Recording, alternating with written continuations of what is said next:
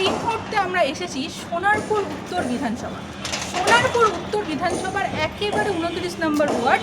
সেই ওয়ার্ডের সামনে আমরা দেখতে পাচ্ছি যে ক্ষুদিরাম মেট্রো আছে। সেই ক্ষুদিরাম মেট্রোর বাঁ দিক নিলেই একটি রাস্তা চলে যাচ্ছে কলোনির দিকে। সেই কলোনির দিকে যে রাস্তাটি চলে যাচ্ছে সেই রাস্তার বেহাল দশা আমরা এই মুহূর্তে সম্মুখীন হয়েছি। আমরা একটু ক্যামেরা পার্সনকে দেখাতে বলবো রাস্তাটির যে চিত্র। ভোট আসে ভোট যায়, কিন্তু ক্ষমতা পাল্টায়, ক্ষমতার লোক পাল্টায়, প্রশাসন পাল্টায়, কিন্তু রাস্তাঘাটের বেহাল অবস্থা এবং দৈনন্দিন মানুষের যে চেহারাটা সেই চেহারাটা একই থেকে যায়। তারা বারবার অভিযোগ করছেন, দেখতে পাচ্ছেন তারা অভিযোগ জানাচ্ছেন যে দীর্ঘ 3-4 মাস ধরে এই অবস্থা, দীর্ঘ 3-4 মাস ধরে এই যে অবস্থা রাস্তার বেহাল দশা, এই বেহাল দশা রয়ে গেছে। প্রশাসনকে জানানো হয়েছে, প্রশাসনের একটাই দাবি আপনারা দাঁড়ান, অপেক্ষা করুন, কাজ চলছে। কিন্তু কাজ চলছে ঠিকই, কিন্তু কাজের মাঝেও যে অবস্থাটা তারা সম্মুখীন হচ্ছে, তাদের দৈনন্দিন যে জীবন, সেই জীবন যে একেবারে অতিবাহিত করতে পারছেন না, সেই তারা বারবার স্থানীয় বাসিন্দারা অভিযোগ জানাচ্ছেন। আমরা স্থানীয় বাসিন্দাদের সাথে কথা বলেছিলাম, সেক্ষেত্রে স্থানীয় বাসিন্দারা একটাই মতামত জানাচ্ছেন যে এই যে রাস্তা আপনারা দেখতে পাচ্ছেন একেবারে বৃষ্টির জল জমলে কাদা হয়ে যায়। এবং তার সাথে আমি একটু ক্যামেরা পার্সনকে দেখাতে বলবো এই রাস্তায় যে সমস্ত ইট পড়ে আছে, ইট বালি যে সমস্ত তৈরি করে রাখা গেছে, সের মধ্যে যে জল জমেছে আপনারা দেখতে পাবেন, একটু জল জমেছে ছোটোভাবে একেবারে যে আতুরঘর হয়েছে তাও বলা যেতে পারে। এই বেহাল দশার মধ্যে দিন কাটাচ্ছেন স্থানীয় বাসিন্দারা। কিন্তু সামনেই নির্বাচন, তার আগে তারা আশ্বাস প্রশাসনকে জানিয়েছেন, আশ্বাস মিলেছে রাস্তা তৈরি হবে, কিন্তু অপেক্ষা করতে হবে। ক্যামেরায় সৌম্যজিতের সাথে সঞ্জনা সমাদ্দারের রিপোর্ট, সংবাদ ভারত। এখানে সোনারপুর উত্তরের একেবারে মেট্রোর সামনে, ক্ষুদিরাম মেট্রোর সামনে যে রাস্তা, সেই রাস্তা একেবারে বেহাল অবস্থা। এই রাস্তা কিন্তু আপনারা বারবার অভিযোগ জানিয়েছেন বলছেন, কিন্তু কোনো সুরাহা মিলেছে? 15 বছর ধরে কোনো রকম রাস্তাঘাট হয়নি। আমলের রাস্তা ছিল, তারপর থেকে দিন চলে গেছে, এসছে 15 বছরে কোনো রকম রাস্তাও হয়নি। আর প্রত্যেক বছরই জল যাচ্ছে, প্রত্যেকের ঘরে জল তুলছে, বর্ষায় এখানে জল জমছে, পুরো জল তুলছে, ঘরের মধ্যে জল তুলছে। আজ পর্যন্ত কাজ করে না। তার বলেছি, বলছে কি হবে হবে, এই বছর হবে সেই বছর হবে বলে বলে এরকম। সিপিএমের আমলে হতো মমতা বন্দ্যোপাধ্যায় পথশ্রী প্রকল্প চালু করলেন ক্ষমতায় আসার পর, তারপরেও রাস্তার বেহাল তো ওই কোনো রকম সামনে স্কুল আছে, বাচ্চারা যেতে পারছে, বাচ্চারা যেতে পারছে, গাড্ডা খুলে রেখেছে, কোনো কাজ হচ্ছে গাড্ডার মধ্যে বাচ্চারা পড়ে যাচ্ছে, পড়ে যাচ্ছে, বাইরে যেতে পারে কাজই করছে।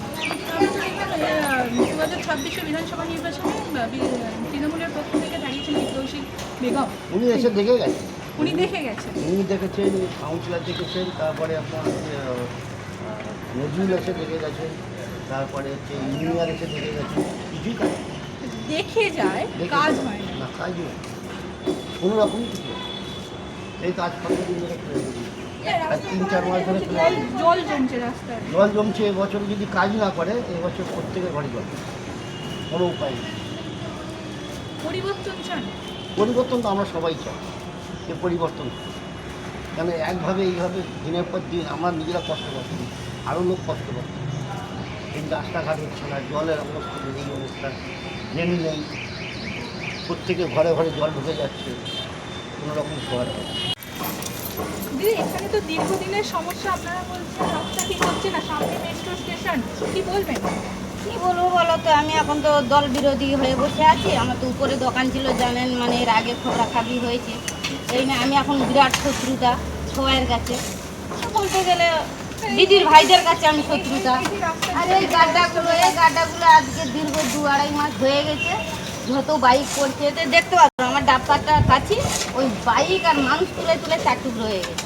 চোখে দেখবো কীভাবে? এখানে তো মানুষ পড়েও বোঝানো যাচ্ছে, তারপরে তো কোনো উন্নত গ্রামের লোক ভালো না, সব তো দিদির ভাই, কে কার বলবে? ওরা তো খাবে, ওরা মাখবে, ওরা রাখবে, ওরাই মারবে। প্রশাসনকে জানিয়েছেন এখানে? হ্যাঁ, যা জানায় তারা, মানে আমি বললাম যে আমার সবার সঙ্গে এখন শত্রুতা, রাস্তার উপর দোকান ছিল, এই নিয়ে গন্ডগোল ঝামেলা। আমি এখন এই লোকে এই দাদাদের ভাড়া দোকান নিয়ে চালাই, তাও ঝামেলা। ওদের বারবার বলছে তুলছিস না কেন, ইট পড়ে আছে আমরা দেখতে পাচ্ছি, ওই ইট আর 2 মাস পড়ে আছে, ইট পড়ে আছে। এখানে সামনে স্কুল আছে, সামনে তো স্কুল আছে, কি আছে, বাচ্চা জলে ডুবে যাচ্ছে, তুলে নিয়ে যাচ্ছে, হসপিটাল নিয়ে যাচ্ছে, কোনো আপত্তি নেই। ওই ওরা বলতে চোখ নেই, দেখে যেতে পারে না। কাকে বলি? জল জমেছে না, দেখুন জল জমেছে এখানে। ও 12 মাস জল, 12 মাস। বৃষ্টি হলে তো জল তো জমে। এক বুক জল, এই রাস্তা হয় না কই। আমি আজকের এখানে দীর্ঘ 17-18 বছর আছি, এই একই দেখি। তার মধ্যে এই গাড্ডা। দীর্ঘ 17-18 বছরের 18 একই বছর। অবস্থা। কিন্তু আমি সরকার শীতনাথ বদলায়, কয়ালের বাড়ি প্রশাসন ভাড়া বদলায়। থাকতাম। শীতনাথ কয়ালের বাড়ি ভাড়া থাকার পরে এই ঘোষালদের বাড়ি ছিলাম। ওখান থেকে এখন এই টুকটাক যাতায়াত কিভাবে হয় এখানে? এই যে ওই কুমিরের মতো জলে ডুবে ডুবে উঠে যেতে পারবি, যা নাহলে না। এইরকম। রাস্তাঘাটও বেহাল দশা। বেহাল। মাননীয় তো বলেন যে আমরা শুধু ভোটটা চাই, ভোটটা চাই, কত যেটা সে চাই। প্রকল্প আছে? কত কি করবো, ওইগুলো তো আমার বলার মতো অভিজ্ঞতা নেই, আর আমার অভিজ্ঞতা নেই। কিন্তু সাধারণ মানুষের রাস্তা সাধারণ মানুষের জন্য যেটুকু করা সেটুকু। ইট পড়ে আছে, ইট পড়ে আছে। ব্যবস্থা করা ইট হয় পড়ে না, আছে, এখানে ওদের জল কাজে জমছে। ওদের ইট লেগে যাচ্ছে, চোর চোর করেই যাচ্ছে। এরকম ওই দোকানে লরি, এক লরি 1.5 লরি ইট দাঁড়ালো, সঙ্গে 2 দিন বাদে দেখি বড় বড় মোটর ভ্যানে বয়ে চলে গেল। তারপরে ওগুলো তাহলে আপনি চুরি বলতে হয়ে চাইছেন যাচ্ছে, সেক্ষেত্রেও চুরি হচ্ছে, রাস্তায় চুরি হয়ে যাচ্ছে। সেক্ষেত্রেও চুরি চুরি হচ্ছে। হয়ে যাচ্ছে, চুরি হয়েও চেপে গেল। চুরি হলে তো তদন্ত হতো যে জিনিসটা গেল কোথায়, এটা সরকারি জিনিস, গেল কোথায় সে আর হলো না। শুনলাম এই চুরি হয়ে গেছে, ইট সব কোথায় গেল, কোথায় গেল, ব্যাস শেষ শেষ। কোথায় গেল?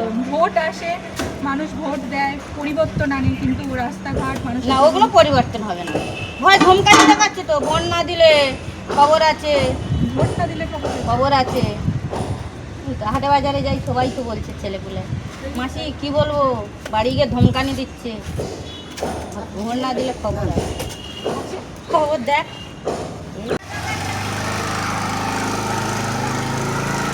গাড়ি যেতে পারছে না, ওখান থেকে রিটার্ন চলে আসে।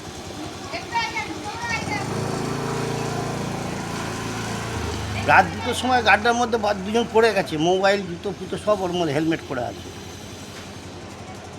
লোকজন ডেকে নিয়েছে রাত 3টের সময় আমাকে।